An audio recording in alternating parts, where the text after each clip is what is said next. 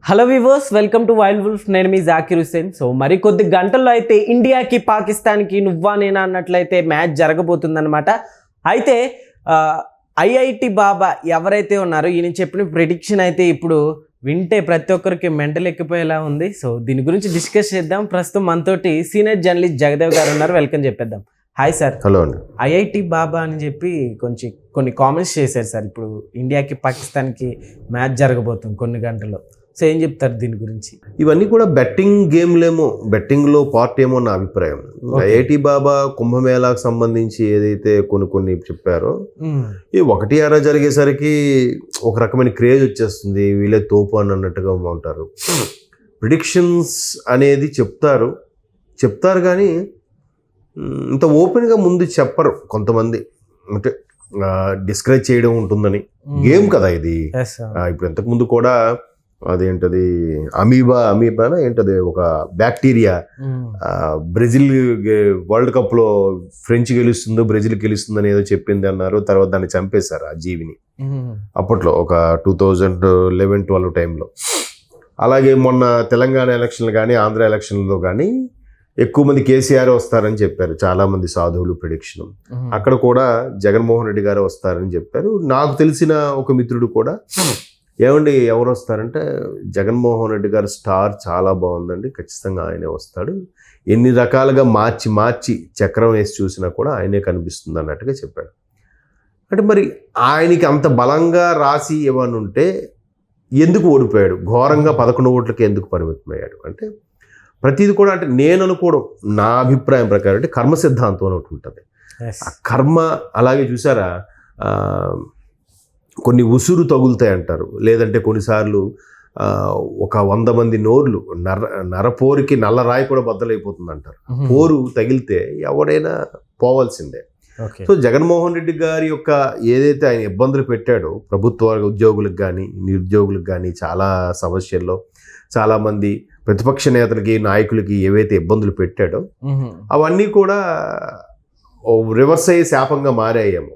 నిజంగా ఆయన జాతకంలో బలంగా ఉన్నా కూడా ఇట్లా ఎంతమంది పోరు తగిలితే ఏ మనిషి అయినా కూడా ఇదవ్వడు అన్నట్టుగా.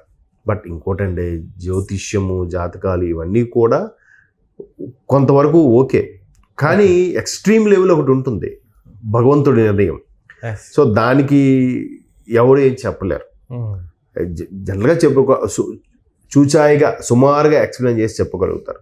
సో ఆయన ఏంటంటే ఐఐటి బాబా మీరు ఎన్నిసార్లు చెప్పినా దేవుడు చెప్పిన నిర్ణయం మారదు, పాకిస్తాన్ గెలుస్తుంది అన్నారు. అలా అన్నప్పుడు ఒక విధంగా ఇండియన్స్కి కసి పెరుగుతుంది కూడా కదా. ఇప్పటికీ ఛాంపియన్స్ ట్రోఫీ అంటే ఆల్మోస్ట్ ఆల్ ఒక వరల్డ్ కప్లా ఫీల్ అవుతాం మనం. సో ఇందులో ఇప్పటికీ యాక్చువల్గా రేషియో అయితే 5 మ్యాచ్ల్లో 3 పాకిస్తాన్ గెలిచింది, 2 మనం గెలుచుకున్నాం. సో ఈసారి మనం గెలిస్తే సమం 3-3 అవుతాయి. ఛాంపియన్స్ ట్రోఫీలో 3 సార్లు ఇండియా, 3 సార్లు పాకిస్తాన్ గెలుచుకోవడానికి. అలా అనుకుంటే వరల్డ్ కప్లో ఇప్పటికీ కూడా ఇండియా మీద పాకిస్తాన్ గెలిచిన దాఖలాలు లేవు. ప్రతి వరల్డ్ కప్ మ్యాచ్లో కూడా కంపల్సరీగా ఇండియా పాకిస్తాన్ పడుతుంది. ప్రతిసారి కూడా పాకిస్తాన్ ఓడిపోతుంది. అది ఎంత బాగా ఆడినా కూడా ఇంతవరకు వరల్డ్ కప్ మ్యాచ్ల్లో పాకిస్తాన్ ఇండియా మీద గెలిచిందే లేదు. సో ఇక్కడ మాత్రం వాడి కొంచెం ఫేవర్గా ఉంది. సో బయట కూడా భయంకరంగా బెట్టింగ్లు జరుగుతాయి. ఎవరిది ఏది జరుగుతుంది అనేది చెప్పలేము. ప్రిడిక్షన్ అనేది కూడా కొన్ని నిజమవుతాయి, కొన్ని అక్కడ వరకు వచ్చి పోతాయంటే అక్కడ వాడి యొక్క చెడు కర్మలు ఏమైనా ఉన్నాయనుకోండి, ఇక్కడ ప్రిడిక్షన్లో అది వాస్తవంగా చూపిస్తుంది, కానీ అది చెడు కర్మలు ఉండడం వల్ల ఆ ప్రిడిక్షన్ అనేది వర్కౌట్ అవ్వకపోవచ్చు. ఓకే. మరోవైపు నెటిజన్స్ అందరూ ఏమనుకుంటున్నారంటే ఈ బాబా గారు చెప్పేది రాంగ్ అవుద్ది, ఇండియానే గెలుస్తుంది అని. ఎందుకంటే కీలకమైన బౌలర్ ఎవరైతే ఉన్నారో ఆయన నొప్పితో వైదొలిగాడు. తర్వాత ఎలాగైనా గెలిచి తీరాలని చెప్పి పాకిస్తాన్ రెగ్యులర్గా ఉన్న కోచ్ని తీసేసి ఇంతకుముందు ఎవరికి నెదర్లాండ్స్కి వాళ్ళకి పనిచేసిన, కెనడాకి వాళ్ళకి పనిచేసిన స్ట్రాంగ్ కోచ్ పొద్దున్నే న్యూస్ చూశాను, అది వాళ్ళని ఇమీడియట్గా మార్చిందట 2 రోజులకే కోచ్ని. సో అట్లా వాళ్ళు కూడా జాగ్రత్తలు పడుతున్నారు. ఎందుకంటే ఇండియాతో తలపడడం అంటేనే ప్రపంచ దేశాల్లో క్రికెట్లో తోపుగా అనుకునే ఆస్ట్రేలియా, ఇంగ్లాండ్లో కూడా భారతదేశంతో మ్యాచ్ అంటే భయపడతారు. ఎందుకంటే భారతదేశంలో ఉన్న యొక్క ప్లేయర్స్ ఎలా ఉంటారంటే ఎప్పుడు ఎవడు క్లిక్ అయిపోతాడో తెలియదు, ఎప్పుడు చెలరైపోతాడో తెలియదు. ఏదో 6th డౌన్ దిగిన బ్యాట్స్మెన్ కూడా సెంచరీ చేసుకోవచ్చు. అరే బౌలింగ్ రాదు, ఎప్పుడో ఒకసారి బౌలింగ్ ట్రై చేసినప్పుడు కూడా 3-4 వికెట్లు తీసుకోవచ్చు. ఈ 11 మంది ప్లేయర్లో ఎవడు ఎప్పుడు చెలరైపోతాడో తెలియదు. కాకపోతే రెగ్యులర్గా చెలరైపోయే వాళ్ళు మనకి విరాట్ కోహ్లీ, రోహిత్ శర్మ లాంటి వాళ్ళు కనిపిస్తుంటారు, కేఎల్ రాహుల్ ఇలాంటి.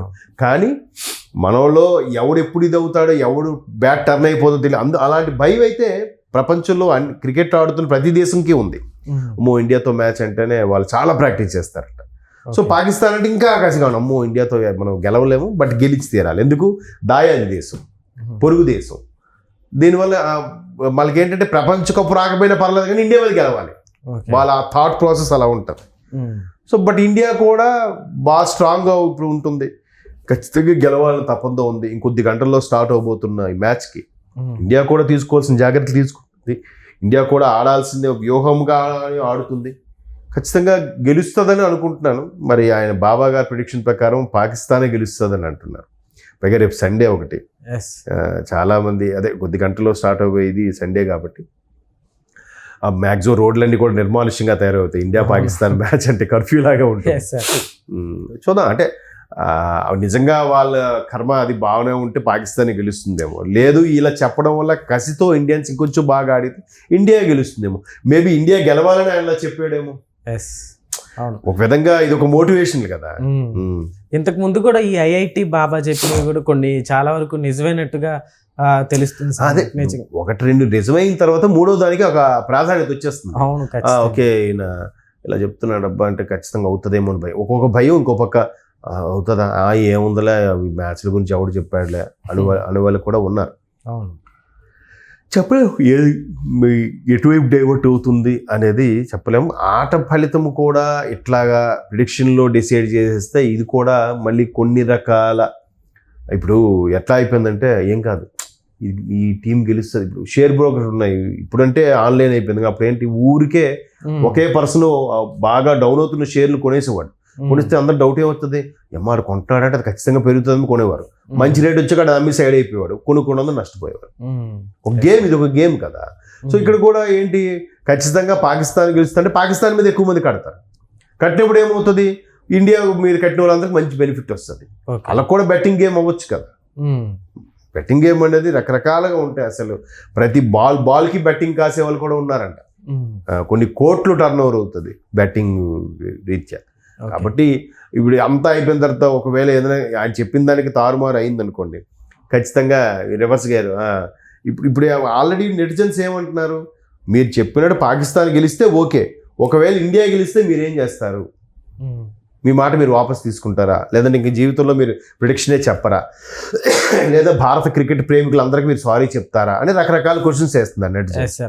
వేణుస్వామి కూడా ఖచ్చితంగా నేను రాసిస్తాను, అక్కడ జగన్ ఇక్కడ కేసీఆర్ మళ్ళీ అని అన్నాడు ఆయన. అవును, ఏమైంది తర్వాత నేను ఇకపై ప్రిడిక్షన్ చెప్పదలుచుకోలేదు, ఇకపై చెప్పనని చెప్పి సారీ చెప్పినట్టు చెప్పాడు.